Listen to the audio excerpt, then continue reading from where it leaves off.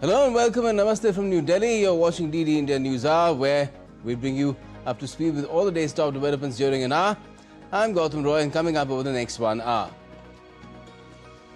Prime Minister Narendra Modi tells Parliament, no world leader tried to stop Operation Sindur.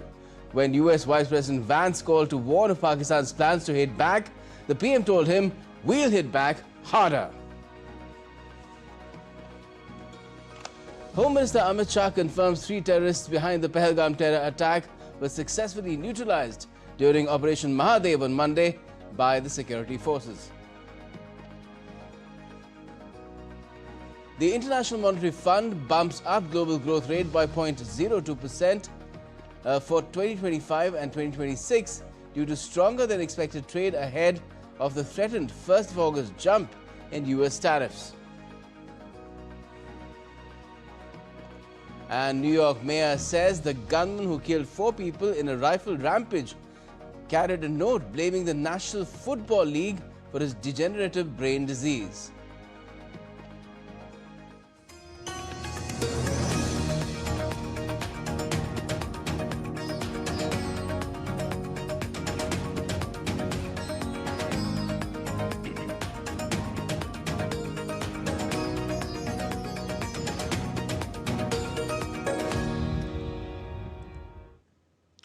Well, Prime Minister Narendra Modi addressed India's lower house of Parliament on Tuesday during a special discussion on the country's strong, successful and decisive Operation Sindur. In his address, Prime Minister Modi recalled the night of the 9th of May when the Indian military destroyed key elements of Pakistan's military capabilities. 9 तारीख को रात को America के उपराष्ट्रपति जी ने मुझसे बात करने का प्रयास किया। वो घंटे भर कोशिश कर रहे थे, लेकिन मेरी सेना के साथ मीटिंग चल रही थी, तो मैंने उनका फोन उठा नहीं पाया। बाद में मैंने उनको कॉल बैक किया। मैंने कहा कि आपका फोन था, 3-4 बार आपका फोन आ गया, क्या है? तो अमेरिका के उपराष्ट्रपति जी ने मुझे फोन पे बताया कि पाकिस्तान बहुत बड़ा हमला करने वाला है, ये उन्होंने मुझे बताया। मेरा जो जवाब था, जिनको समझ नहीं आता है उनको तो नहीं आएगा,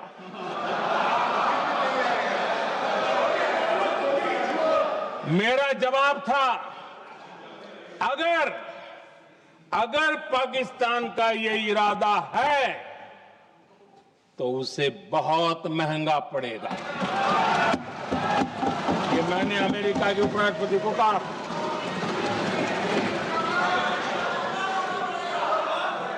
अगर पाकिस्तान हमला करेगा तो हम बड़ा हमला कर करके जवाब देंगे, ये मेरा जवाब था। और आगे मेरा एक वाक्य था, मैंने कहा था, हम गोली का जवाब गोले से देंगे। ये 9 तारीख रात की बात है,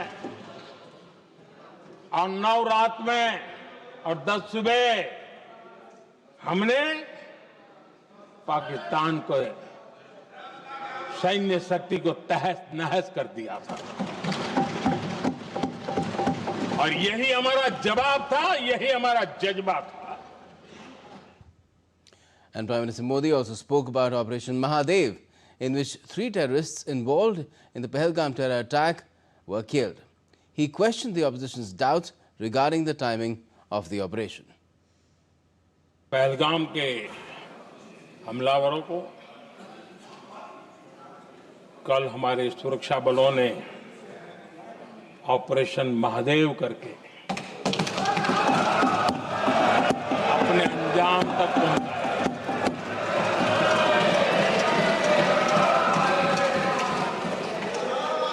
लेकिन मैं हैरान हूं कि यहां ठहाके लगा के पूछा गया कि आखिर ये कल ही क्यों हुआ।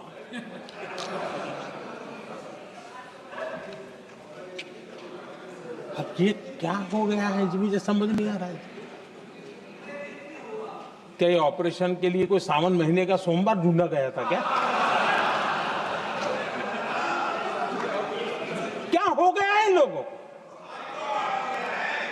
हताशा, निराशा इस हद तक।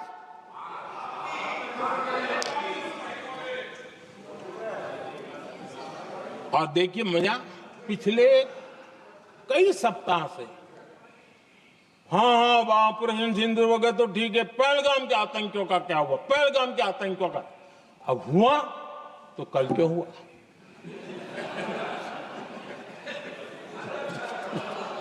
और कल ही क्यों हुआ? क्या हाल है अध्यक्ष जी का? And the Prime Minister also slammed the opposition Congress party for acting as a spokesperson for Pakistan's false propaganda. 16 घंटे से जो चर्चा चल रही है, दुर्भाग्य से प्लीज बैठिए, दुर्भाग्य से सुनिए जवाब, कांग्रेस को पाकिस्तान के मुद्दे इंपोर्ट करने पड़ रहे हैं।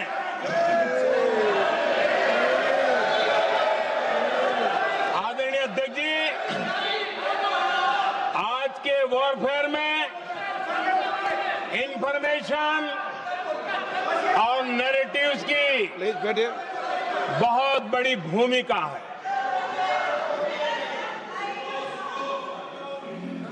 नैरेटिव घड़ करके, एआई का भी भरपूर उपयोग करके सेनाओं के मनोबल को कमजोर करने के खेल भी खेले जाते हैं। जनता के अंदर अविश्वास पैदा करने के भी भरपूर प्रयास होते हैं। दुर्भाग्य से कांग्रेस और उसके सहयोगी पाकिस्तान के ऐसे ही प्रपंच के प्रवक्ता बन चुके हैं। And even before Prime Minister Modi's resounding response, the special discussion on Operation Sindur, India's bold military operation that avenged the Pahalgam terror attack, took centre stage in both houses of parliament. From sharp debates to emotional appeals, the last 2 days saw an intense exchange between the ruling government and the opposition. Home Minister Amit Shah and Defence Minister Rajnath Singh led the charge with powerful disclosures and political rebuttals. Here's a ground report from Parliament. Both houses of parliament took up special discussion on Operation Sindur, the covert military response to the heinous terror strike in Baisaran Valley of Pahalgam that killed 26 innocent people in May this year. What followed in parliament over the last 16 hours was a rare show of consensus, punctuated by political heat but largely driven by one common cause: national security. On Tuesday afternoon, Union Home Minister Amit Shah addressed the Lok Sabha in a detailed response, giving updates, naming facts and firing back at critiques. Shah confirmed that the 3 terrorists responsible for the Pahalgam attack were eliminated in a joint armed forces operation just a day before, on Monday afternoon. The Home Minister also detailed the NIA's ongoing investigation, pointing to a larger cross-border conspiracy. He spoke about the detailed investigation of the NIA that has established that the terrorist had come from Pakistan. But his sharpest comments were reserved for the opposition, accusing them of politicizing a matter that, he insisted, transcends party lines. NIA ने पहले से ही इनको जिन्होंने आसरा लिया था वो लोगों को गिरफ्तार कर रखा था, उनको खाना पहुंचाने वाले लोगों को अपने कब्जे में रखा था। तो जब आतंकवादियों के शव श्रीनगर आए, इनसे पहचान कराई गई। 4 लोगों ने पहचान लिया, यही 3 लोग थे जिन्होंने पहलगांव में आतंकी घटना को, मगर हमने जो आतंकी घटना स्थान से कारतूस मिले थे, वो कारतूस का FSL रिपोर्ट पहले से करा कर रखा था और चंडीगढ़ सेंट्रल FSL के अंदर बैलिस्टिक रिपोर्ट के आधार पर उनका रिपोर्ट तैयार था। जब ये कल आतंकवादी मारे गए, इनकी 3 राइफलें पकड़ी गई। एक M9 अमेरिकन राइफल थी, और 2 AK-47 राइफल थी। जो कारतूस मिले थे वो भी M9 और AK-47 के भी थे, मगर हमने इससे भी संतोष नहीं माना। ये राइफलों को एक विशिष्ट विमान के द्वारा कल रात को 12 बजे चंडीगढ़ पहुंचा गया और पूरी रात फायरिंग कर इसके भी खाली खोखे जनरेट किए गए। 2 खोखों का मिलान किया गया, राइफल की नाली और निकले हुए खोखों का भी मिलान हो गया। तब ये तय हो गया कि इन्हीं 3 राइफलों से हमारे निर्दोष नागरिक मारे गए। In the Rajya Sabha, it was Defence Minister Rajnath Singh who opened the debate, recounting the operational precision and bravery displayed during Operation Sindur. He emphasized that the response was not just military, but moral. Operation Sindur, Singh said, was a message that India will not forgive nor forget when it comes to the safety of its people.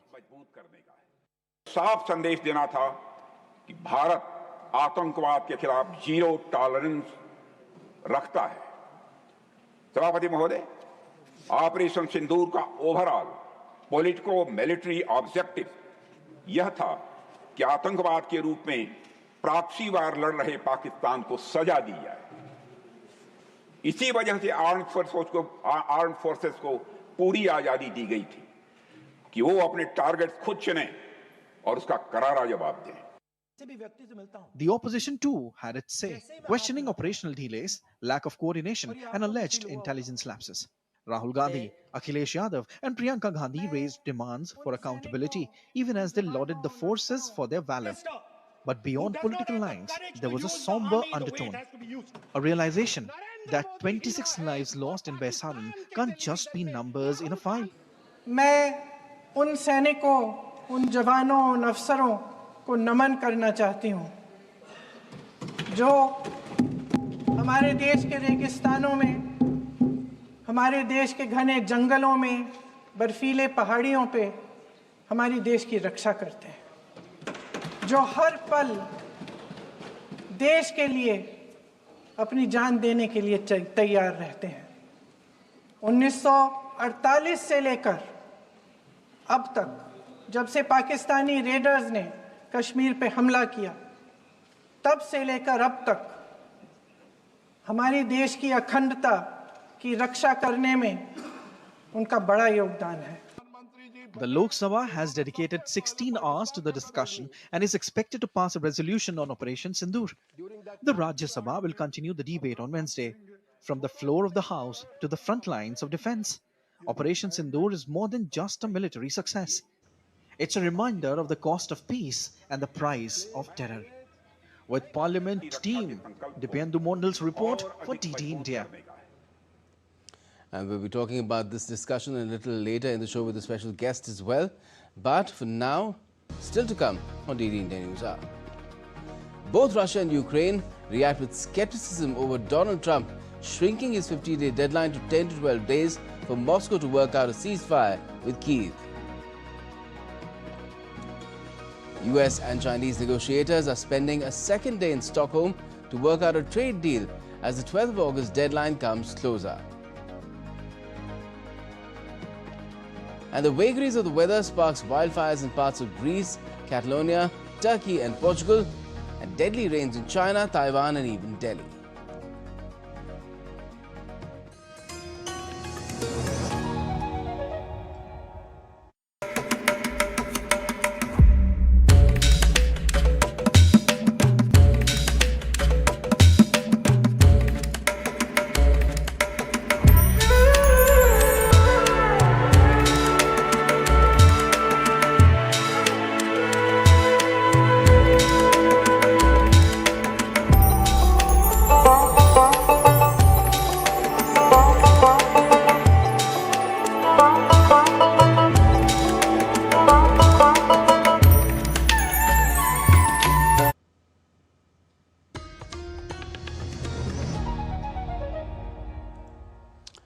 You're watching DD India Newshour. I'm Gautam Roy.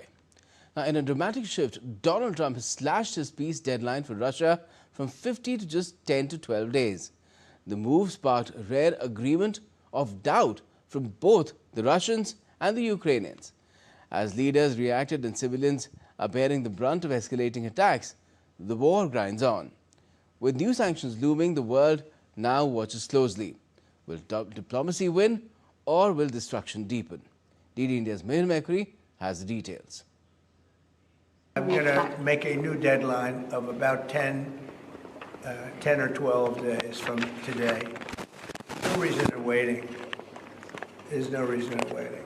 It's 50 days. I want to be generous, but we just don't see any progress being made. Trump's announcement to cut short his original 50-day deadline for Russia to cease hostilities with Ukraine took many by surprise. It even united both Russians and Ukrainians, but in skepticism. In 2025, unfortunately, the word of a politician from a great power means nothing anymore, in my opinion. This is why, when they say 10 days, 25 days, 100 days, 5 days, or 2 days, they could change their minds 180 degrees tomorrow. I don't think it affects us in any way. Things will stay the way they are. Trump will keep saying his words. He will keep saying ours. Things will stay the same. The political leaderships of both nations responded along expected lines. Zelensky welcomed Trump's pressure on Moscow and accused Russia of intentionally stalling peace.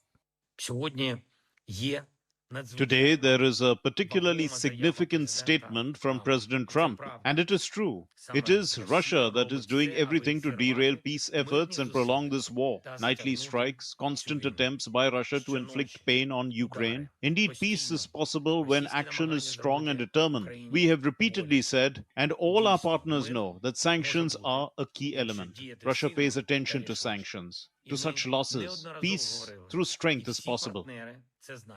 In contrast, the Kremlin said it had taken note of Trump's words and reaffirmed its commitment to what it called a peace process.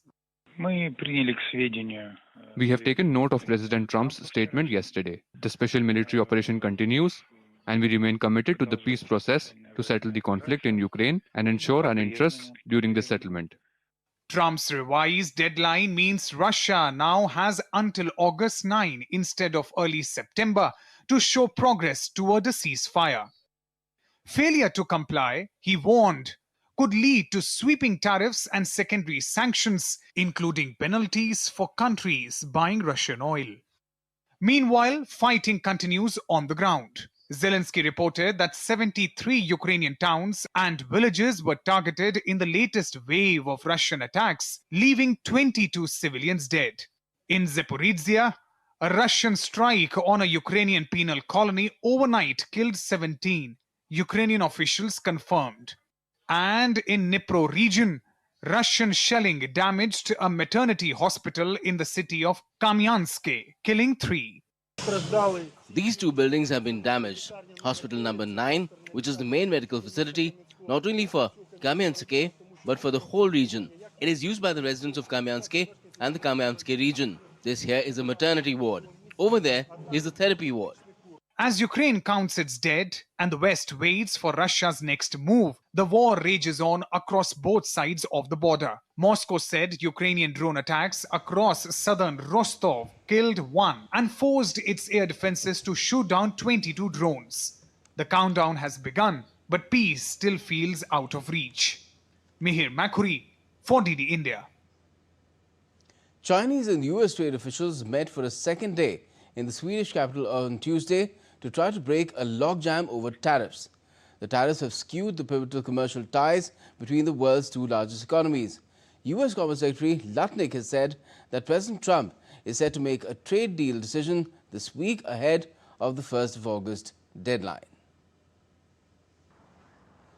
Chinese and US delegations met for a second day of trade negotiations in Stockholm, with both sides said to be aiming to extend a truce due to end in 2 weeks' time. Neither side has so far made any information public about what has gone on in the talks, which started on Monday. The negotiations are happening in the wake of the US-EU trade deal struck over the weekend that set US tariffs on most EU imports at 15%, but none on US goods going into the EU. The truce between China and the United States has temporarily set US duties on Chinese goods at 30%, and Chinese levies on US ones at 10%. The 90-day truce is meant to end on August 12. But there are indications both delegations want to use Stockholm talks to push the date back further. Meanwhile, US Commerce Chief Howard Lutnick said that President Trump will make his trade deal decisions this week, even as separate negotiations with China and the European Union continue. China is facing the American deadline to reach a durable tariff agreement with Trump's administration. In the month of May, both reached preliminary deals to end weeks of escalating tit-for-tat tariffs and a cut-off of rare earth minerals. Experts said that the meetings may not yield immediate large breakthroughs, but the two sides could agree to another 90-day extension of a tariff truce struck in mid-May. It may also pave the way for a potential meeting between US President Donald Trump and Chinese President Xi Jinping later in the year. Aman Kumar Himanshu's report, DD India.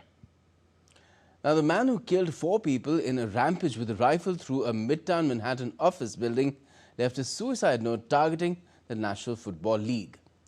New York Mayor Eric Adams said that the note appeared to blame the National Football League for his degenerative brain disease. Meanwhile, the police have identified the shooter as Shane Tamura, a 27-year-old Las Vegas resident with a history of mental illness struggles. He ended the Monday evening massacre by shooting himself in the chest on the 33rd floor of a Park Avenue office tower. Tamura was never an NFL player, but online records show he played in high school. And US President Donald Trump has taken to social media to thank New York City Police Department for their handling of the gunman and called the shooting a senseless act of violence. German Chancellor Friedrich Merz said on Tuesday his government would not currently recognize a Palestinian state since such a move was not the right step. Speaking alongside Jordan's King Abdullah at Berlin's Chancellery, Merz also said 2 of the country's aircraft could fly aid, that is, in airdrop missions from Jordan to Gaza as soon as Wednesday, calling the help a small but important signal. We are convinced that a negotiated two-state solution remains the best chance of achieving this goal one day. However, we do not currently consider the recognition of a Palestinian state to be the right step. It may be one of the last steps on the path to realizing a two-state solution. The German government therefore has no plans to recognize a Palestinian state in the near future. Die Bundesregierung plant insofern nicht kurzfristig einen. Now, Iran's Supreme Leader Ayatollah Ali Khamenei has said on Tuesday that Western demands over Tehran's nuclear program are an excuse to confront the Islamic Republic a day after US President Donald Trump warned about renewed strikes if Iran restarts nuclear work. Trump issued the threat on Monday as he held talks with British Prime Minister Keir Starmer at his Turnberry golf course resort on the western coast of Scotland. Iran, which denies seeking to develop a nuclear weapon, has insisted it will not give up domestic uranium enrichment despite the bombardings of 3 nuclear sites. The US joined an Israeli offensive last month and launched strikes on Iranian nuclear facilities that Washington says were part of a program geared towards developing nuclear weapons. Tehran maintains that its nuclear program is for purely civilian purposes.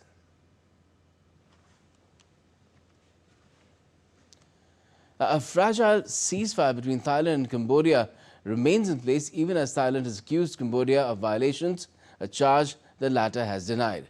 Take a look at this detailed report. Uneasy calm prevails as Thai and Cambodian military commanders agreed not to reinforce troops along their disputed border following a ceasefire deal brokered in Malaysia on Monday. Remarkable feat that not many leaders can do, but we did the assembly. Principal centrality to engage, give the respect, and need their support to ensure the peaceful resolution to the conflict. The agreement, reached during talks at the border, aims to stabilize the region after 5-day-long clashes that killed 40 and displaced 300,000.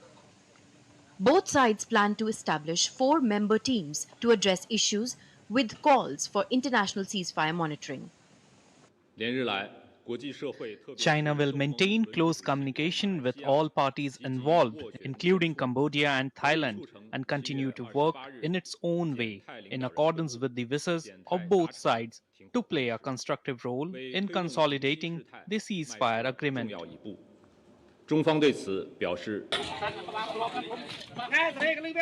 But there's still a long road to peace. Thailand has accused Cambodian troops of violating the ceasefire in at least 5 locations. Cambodia had denied the accusations.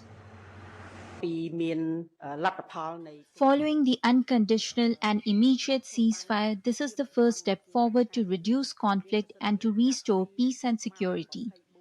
As a positive result, there have been no armed clashes against each other in any region. Border disputes between the Southeast Asian neighbors have persisted for decades. The two have been on a war footing since the killing of a Cambodian soldier in a skirmish in May, which led to a troop buildup on both sides. Monday's peace talks came after a sustained push by Malaysian Premier Anwar Ibrahim and US President Donald Trump, with the latter warning Thai and Cambodian leaders that trade negotiations would not progress if fighting continued. Thailand and Cambodia face 36% tariff on their goods in the US, their biggest export market. After the ceasefire deal was reached, Trump said he had instructed his trade team to restart tariff talks with both the nations. Thailand has estimated an initial damage from the border conflict at more than $300 million. Bureau Report, DD India. Now, the International Monetary Fund has raised its global growth forecast on Tuesday as efforts to circumvent Trump's sweeping tariffs sparked a bigger than expected surge in trade, while the US president stepped back from some of his harshest threats. But the IMF still sees growth slowing this year, even as it lifted its 2025 projection to 3%, that is up from 2.8% in April in its World Economic Outlook update. In 2024, global growth came in at 3.3%. Looking ahead, the IMF expects the world economy to expand 3.1% next year, an improvement from the 3% it had earlier forecast. Well, yes, so we are seeing growth for 25 that is revised upward slightly to about 3% for this year, from 2.8 in our April projections. So that's kind of good news. At the same time, inflation is more or less on track, so really it looks great. But as we point out, there are reasons to be very cautious. Extreme weather continues to wreak havoc across the globe, from deadly floods in China to torrential rains in India and raging wildfires in Greece, Turkey, Albania and Portugal.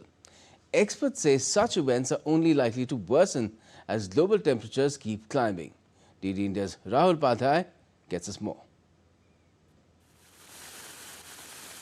A series of extreme weather events is gripping multiple regions across Asia and Europe, triggering wildfires, flooding and widespread disruption. In China, floods have wreaked havoc in Beijing's Miyun district after the Qingshui River overflowed following days of extreme rainfall. Drone footage captured uprooted trees, a broken bridge and homes buried in the mud. Authorities reported at least 30 deaths, mostly in mountainous northern Beijing, while more than 80,000 residents were relocated. Those of us living in low-lying areas have mostly been moved here. I had originally planned to go to the Temple of Earth Park, but it was closed due to rain, so I changed my itinerary. In India, torrential rains triggered a red alert in the national capital, where gusty winds and heavy showers brought morning traffic to a halt. Though flights were largely unaffected, airlines issued travel advisories. The India Meteorological Department also issued a yellow alert for Uttarakhand, warning of heavy rain and thunderstorms in Nainital, Haridwar and Dehradun. Monsoon activity intensified over Bihar, with Patna witnessing overnight downpours that flooded streets with nearly 2 feet of water, causing major disruptions to daily life. In Greece, a blaze erupted on Monday near the National Technical University of Athens campus at the foot of Mount Hymettus. At least 18 helicopters and aircraft battled the fire, which threatened nearby neighborhoods before it was brought under control. Turkey is also battling widespread wildfires, with blazes reported in 3 provinces, including the mountainous Black Sea region of Karabuk. The fire, now in its 6th day, forced the evacuation of more than a dozen villages and destroyed swathes of forests. Neighboring Albania faced its own challenges, as over 900 fighters, assisted by army units, worked to contain a wildfire near the tourist city of Sarandra. In Portugal, a wildfire raged near the village of Canalas in Aruca region on Tuesday. 500 Portuguese firefighters were battling the fire. The life in the rural world changed a lot. Climate change doesn't help either with these temperatures. And maybe some psycho caused the fire because it's impossible otherwise. These are not natural fires. This has to be caused by a human. From scorching heat to wildfires across the world, experts warn that such events are likely to intensify as global temperatures continue to rise. Rahul Upadhyay's report, DD India. And still to come on DD India Newshour. We'll be speaking with our special guest on the discussion on Operation Sindur, which took place in both houses of Parliament today and on Monday, and how Prime Minister Modi combated the opposition's onslaught. And the NASA ISRO synthetic aperture radar on NISAR is set to launch in a matter of hours from India's Sriharikota to set new records in global Earth observation. Plus, India celebrates Global Tiger Day 2025 and 52 years of Project Tiger with several new initiatives.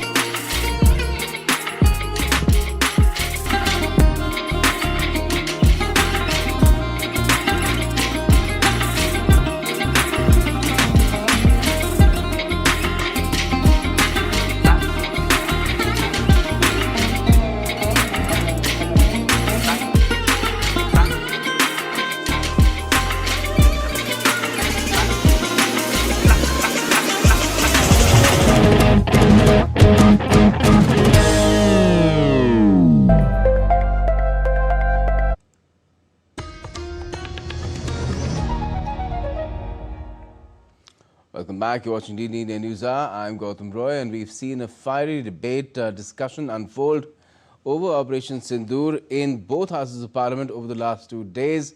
We've seen not just the Defence Minister, the External Affairs Minister, the Home Minister, but the Prime Minister also respond to all the barbs, the accusations and the questions of members of the opposition. Very pertinent questions were raised and they were responded to with equal gusto. And to talk about it, we have with us Praful Ketkar, editor, organizer. Praful, what do you make of how this debate went? There were certain questions swirling around Operation Sindur, how it started, how it ended especially, and what was the outcome of the manhunt that had been launched after what had happened in Pahalgam. But it seems all the questions have been answered today by not just the Prime Minister, but also by his team members of his union cabinet. Absolutely, Gautam. I think, since 22nd April, when the Pahalgam incident happened, there was, talk about why there is no action. Then when action started, why we are going this way. And then after we decided to, after Pakistan's request, we decided to have a pause in our border-related actions. There have been questions raised, and if we have seen since yesterday in the Parliament also, there were questions related to whether the terrorists actually came from Pakistan, what was government's response, how far the real damage was done to Pakistan.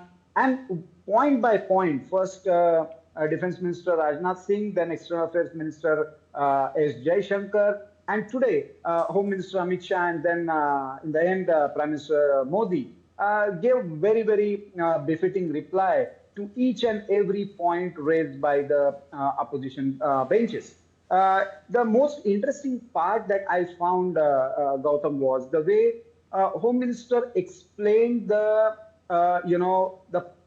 actual details about the investigation, the NIA investigation part of 3,000 hours of investigation with more than 1,000 suspects who were somewhere involved in this, and then actually verifying each and every detail of the terrorists and then taking a decisive action and eliminating them yesterday in Operation Mahadev. So that part was new, and many of the people, even in the strategic community or media, were not aware of these, minute details. So that was one interesting part. Secondly, when yesterday Dr. Jaishankar, Minister for External Affairs, clearly mentioned that, as far as, because most of the questions were raised about the American intervention and whether the trade-related things mixed up with the, this so-called ceasefire. So again, there was a very categorical clarification that from 22nd April to 17th June, there was no single phone call between President Trump and Prime Minister Modi. So I think that should clear the air. And as Prime Minister made the statement, this was our national resolve. And instead of doing politics over it, we should think about, collectively, how to address these issues and how to fight against terrorism collectively. I think that was the broad message that government tried to convey through this entire discussion. Certainly, and the Prime Minister very clearly said that no world leader asked India to stop Operation Sindur. So that was a clear reference, if not direct, to Donald Trump, not as Rahul Gandhi was challenging the Prime Minister to say that he should clearly spell out and tell Donald Trump that you're lying. Do you think that would have been a pertinent part for the Prime Minister to take, being the head of the Indian government, calling out the head of state and government of a country, not just any country, but the United States? In strategic communication, there is a language through which you can. Prime Minister conveyed that, I think, wonderfully when he went to Canada, and President Trump expected him to join in the US when General Mooney was expected there, and Prime Minister Modi clearly saying no. That itself was a message, I think. Because in diplomacy, you need not, have to say everything. Sometimes, the silence or strategic silence or even the, subtle messages are good enough to convey whatever you want to. The more important part is, if you see it, President Trump is claiming the similar things about Russia-Ukraine crisis or Israel-Hamas conflict or Israel-Iran conflict. But frankly speaking, we are not seeing any ultimate full stop in any of these conflicts. So I don't think, maybe President Trump wanted to project himself as a peacemaker and a deal maker at the international level, maybe for some peace prize. But the actual question is, did we take a decision? And for the benefit of the viewers, I want to make it clear: the war is when the war is declared, the ceasefire is possible. Here we clearly decided to make a precision strike in response to Pahalgam terror strike. 1. 2. We clearly informed DGMO Pakistan that we have attacked certain terror camps, and we clearly shared the locations. And we also said that we didn't want escalation as far as, and that's why we didn't strike any of the military establishment or civilian establishment. 3, when Pakistan tried to attack us, we defended, and then in retaliation, we again struck down 11 air bases. So our message was very clear. And then Pakistan, as Prime Minister clearly said today, and even Home Minister clearly mentioned, that Pakistan virtually was not in a position to make any counter attack. And then Pakistani DGMO approached India's DGMO, and then the decision for stopping the border-related action was taken. Yes. But again, the underlying message that we got it today from Union Home Minister and then Prime Minister, that Operation Sindur is not over. I think what has happened in this process, Gautam, we need to understand, and the world need to understand, that India has completely changed India has actually articulated a new doctrine. India is no longer going to differentiate between the terror sponsoring state and the terrorist organizations. Any terror attack would be considered as an act of war. I think that is the biggest doctrinal change that India has made, and India actually sees the opportunity two ways. One, this doctrinal change, and secondly, the way India has actually worked on the Atmanirbhar Bharat, the self-reliance in defense sector is concerned. Certainly, and that came across very clearly, even in the aftermath of Operation Sindur, and through this discussion as well, 2 days of discussion in both houses of Parliament. But this discussion went beyond the response to Operation Sindur. It went into the domain of how India has responded through the decades to the challenge, to the scourge of terrorism, and a distinction was drawn there as well between how it was handled pre-2014 and then post-2014. Do you think that's a fair comparison? When the political statements are made, it is bound to happen that some historical skeletons are they are bound to come out because we have seen the era when there was a consistent threat of terror attack from Mumbai blast to Pune or Best Bakery. Then somewhere in German bakery and Hyderabad, a place after place. In fact, distinction in foreign policy. Distinction in foreign policy was also made. That foreign policy was different pre-2014 and foreign policy became different after 2014. There were reference to Kachatibu as well. There were reference to Indus water sharing treaty as well. And of course, Sharm el-Sheikh.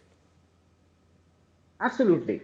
See, after 26/11 Mumbai attack, there was expectation, and even in the establishment, then there was a talk about some kind of. But what happened after that was a very surprising thing, and the equivalence that or the hyphenation, as they call in the strategic parlance between India and Pakistan, was really shocking, and therefore.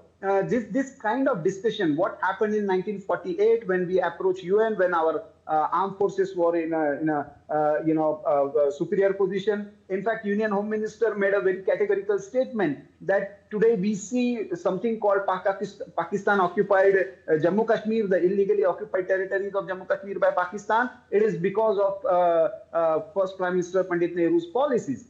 Similarly, the Indus Water Treaty, there was a lot of discussion on, the way through World Bank mediation, Indus Water Treaty was signed.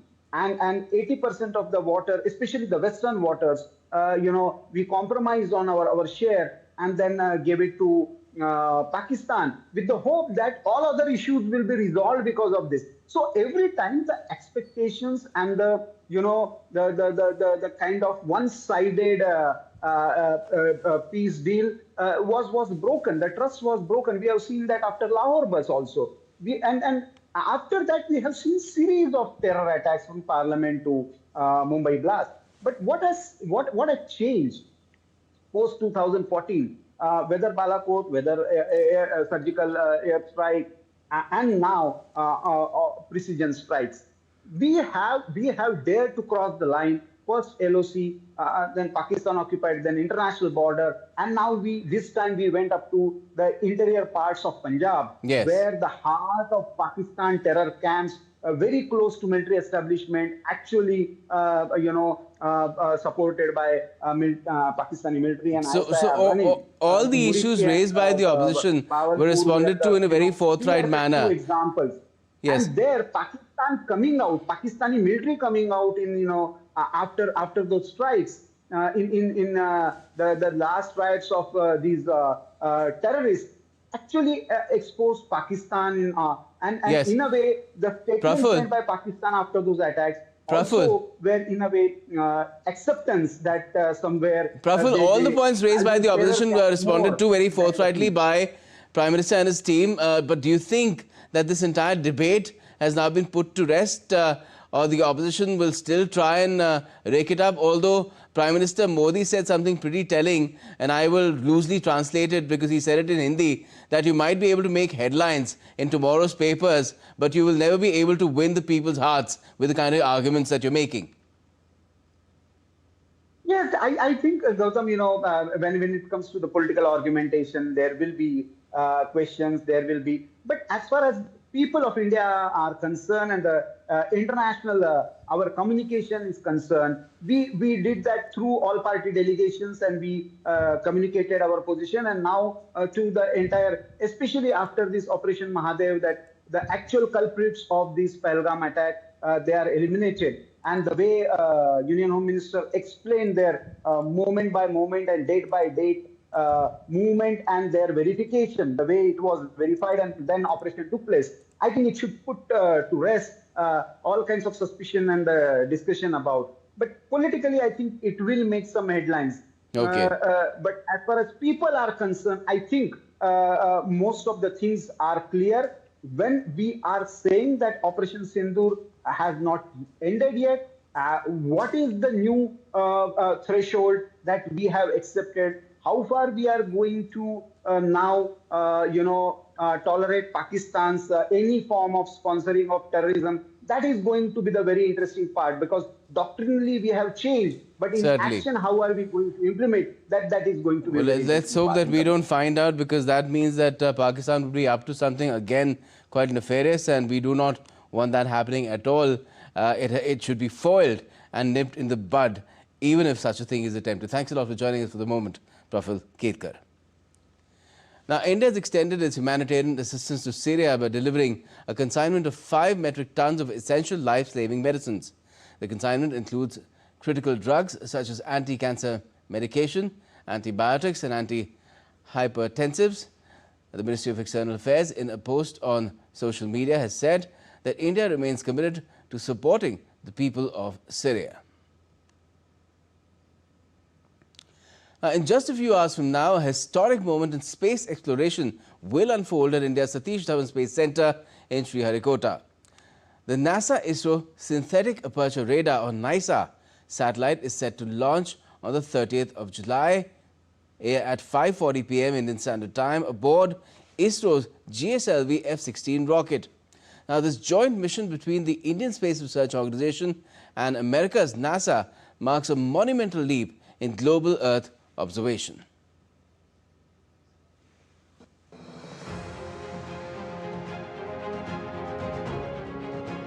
Weighing 2,392 kilograms, NISAR is the first satellite to use dual-frequency synthetic aperture radar, combining NASA's L-band and ISRO's S-band radars with a 12-meter unfurlable mesh antenna. This cutting-edge technology, using sweep SAR, for the first time, will scan the Earth's entire land and ice surfaces every 12 days, delivering high-resolution, all-weather, day and night imagery with a 242-kilometer swath.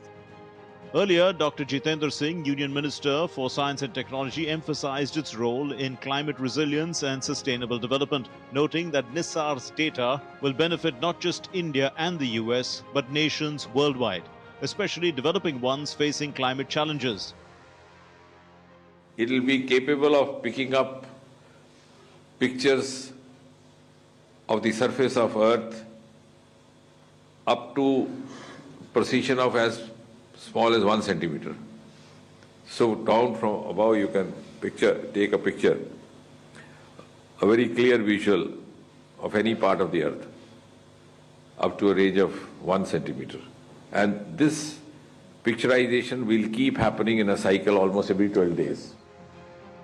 NISAR's mission is transformative. It will detect subtle changes in the Earth's surface, tracking ground deformation, ice sheet movements, and vegetation dynamics. From disaster management to climate monitoring, NISAR will provide near real-time data on earthquakes, landslides, floods, and more. Its open data policy ensures free access to this critical information within 1 to 2 days, empowering scientists, governments, and emergency teams worldwide. Developed over a decade with a joint investment of over $1.5 billion, NISAR is a testament to Indo-US collaboration. ISRO's S-band radar and NASA's L-band system integrated at facilities in Bengaluru and California showcase the power of science diplomacy. This launch also marks a milestone for ISRO, as it's the first time a GSLV rocket will place a satellite into a 743-kilometer sun-synchronous polar orbit. We are going to launch using our 18th GSLV rocket, which is going to use the 12th indigenously developed cryogenic rocket engine. And this is going to give a lot of benefit to the common man of the not only India, global community.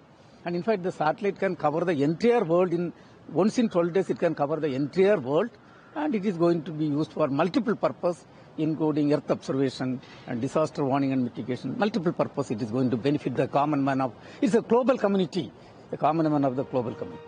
As the countdown begins, the world watches with anticipation. NISAR's launch is not just a scientific milestone, but a symbol of what two democracies can achieve together for the planet's future. Akshay Dongre's report for DD India. The JRT Tata Awards 2025 were given to various individuals and companies across different categories in New Delhi on Tuesday. The awards are given to celebrate the exceptional achievements and unbeatable spirit of grassroots entrepreneurs and mentors. Union Minister of Communication and Development of the North-Eastern Region, Jyotiraditya Scindia, graced the occasion as the guest of honor, and speaking at the event, he highlighted that this is an era where the world looks up to India, offering every individual an opportunity to contribute meaningfully. He underscored that true development must go hand in hand with environmental sustainability. It's the era in India where all strangleholds are off. It's an era in India where India has risen. It's an era in the world which looks up to India to take on not local challenges, but looks up to India to take on global challenges. The capability of this part of our country, the Northeast, is tremendous. 8 states, 4.5 crore population. Guess what the literacy rate is? It astounded me. A region of India that was always considered as the periphery, as the last bastion, today has become the frontier of India. And the reason for that is while the world is growing at 2.5%, India steams ahead at 6.5 to 7% GDP growth rate. Now, the event comprised different categories, and this year the Women Entrepreneur of the Year award was presented to E.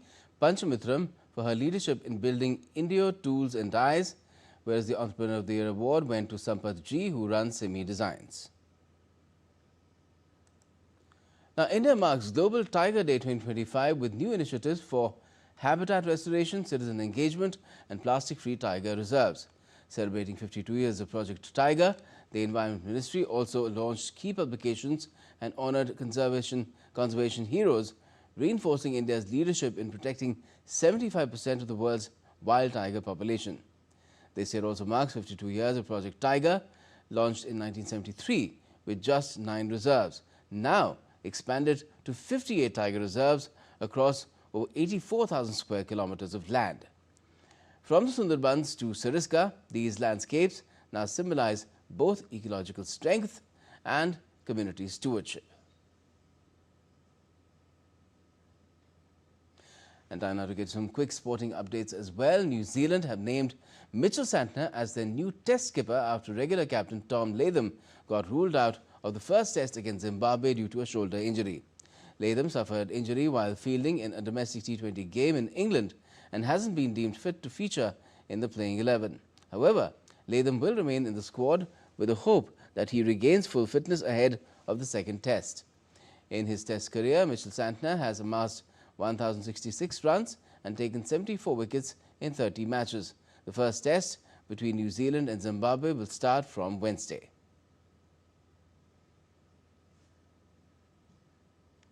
Heavy metal singer Ozzy Osbourne will be laid to rest on Wednesday, with thousands set to bid the legendary musician a final farewell when his funeral cortege travels through his hometown of Birmingham. Fans of late metal star Ozzy Osbourne will be able to see his funeral cortege travel through his home city, that is Birmingham, in the United Kingdom on Wednesday. Mayor of Birmingham, Zafar Iqbal, has said, "We're going to pay our last respects and homage to one of the greatest living legends of Birmingham." Ozzy Osbourne died on the 22nd of this month at the age of 76.